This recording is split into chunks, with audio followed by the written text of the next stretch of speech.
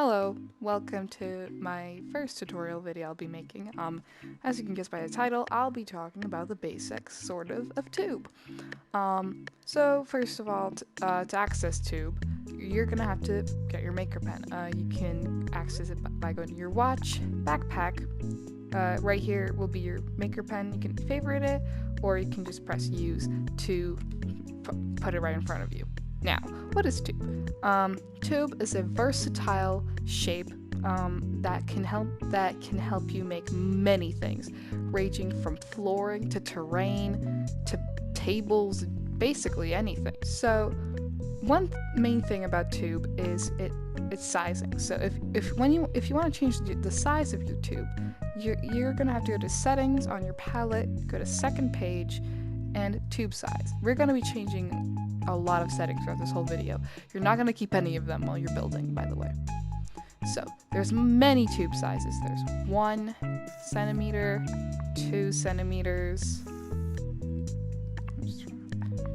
4 centimeters, 8, and a whopping 25. Very large difference between but still. So here are the sizes. On position snap, which is on the first page on your palette settings, right here, this can help you a lot with making your tube smoother. If I were to turn on uniform shapes for the sake of this, let's say we have 0.5. See how it's very hard to make a straight tube with it. Now let me set it to 5, which is I recommend for using tube, and it's not as great. But still, it will help you a lot more. I would only use a 0.5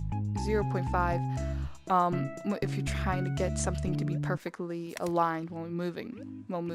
One other feature about tube is that it's not one shape. I'm currently using a 4-facet tube. You can change the facets of it on your settings on the second page, right here, right next to tube-height ratio. I'll be getting onto that soon.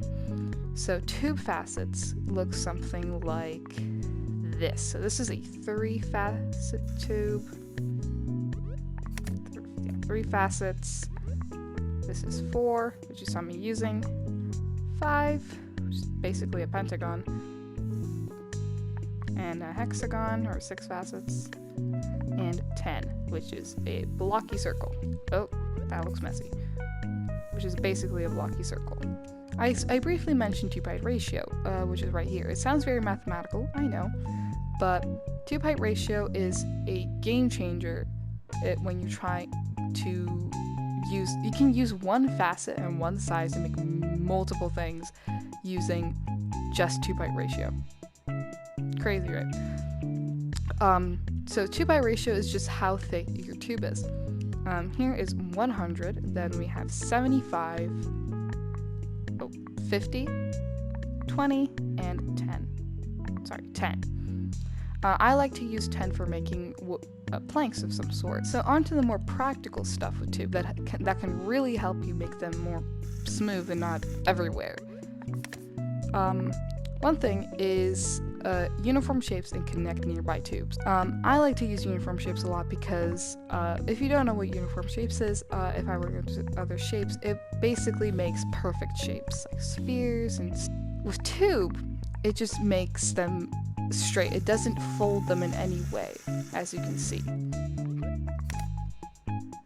And without connect nearby tubes, it would be basically pointless to use uniform shapes. So here, I'm just gonna do some sort of very basic, probably bad terrain. So here, this is uniform shapes, and I end it. And with connect tube, it'll automatically connect another tube when you make it to where you ended your last one. So you can technically make like tubes that don't look like they have uniform shapes on. And if you don't have fixed tube width on, then you can make this kind of stuff if you're on VR. If you're not on VR, then also with using connect tubes, you can make a tube, end it, change the size to a smaller one, and then drag. I just want to note that automatically whenever you start Rec Room, like whenever you start playing Rec Room and you start using the Maker Pen, all of your tubes will be set to smooth tube. The option to turn it on and off is on the second page of your settings. I recommend to turn this off because the problem with smooth tube is, as you may have noticed, these little spikes.